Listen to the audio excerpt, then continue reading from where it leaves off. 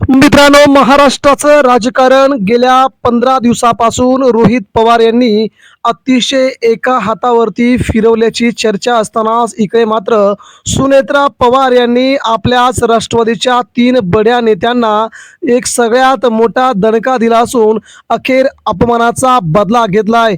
अजितदादा पवार यांचा अपघाती मृत्यू आणि या 3 नेत्यांवरती संशय. लगेचच रोहित पवारांनी सीआयडीकडे जी नावं दिली होती, ज्या नावांवरती आमचा संशय आहे, तेच मित्रांनो तारे आता सुनेत्रा वहिनींनी अखेर राष्ट्रवादी काँग्रेस पार्टीतून हकालपट्टी केल्याचं सध्या समोर येत आहे.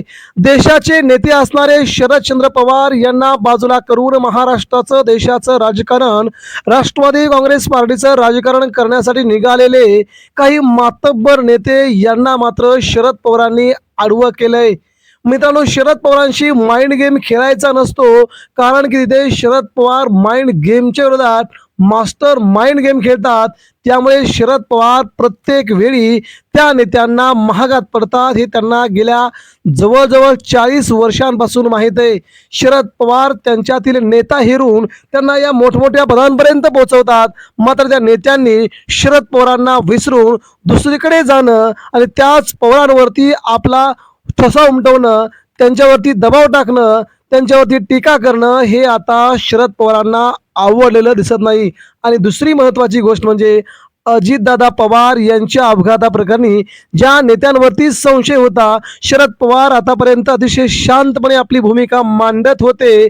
कधीही त्यांनी कुणाचं नाव घेतलं नाही. मात्र शरद पवार आपल्या कृतीतून सगळ्याच्या सगळं कामं दाखवतात, हे पुन्हा एकदा महाराष्ट्राने पाहिलंय.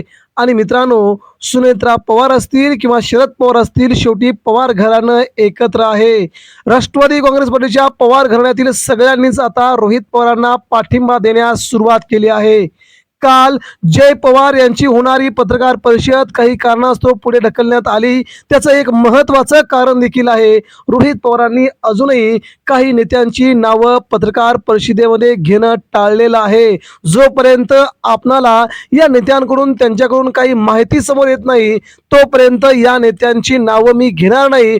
परंतु जर नावं आली तर मात्र एकेकाला सोडणार नसल्याचं रोहित पवारांनी स्पष्टपणे संकेत दिल्याने Sharad Pawar master mind game खेळतायत. आणि तो गेमही तसा आहे ज्या प्रकारे सुनेत्रा वहिनीला सांगून त्यांनी या राष्ट्रवादी काँग्रेसच्या नेत्यांची हकालपट्टी करण्यास आता सुरुवात केली आहे. मित्रांनो, रोहित पवार जरी राष्ट्रवादी अजित पवार गट या पक्षात नसले तरी देखील त्या पक्षातील सगळ्या नेत्यांचे त्यांच्याशी जवळून संबंध आहेत.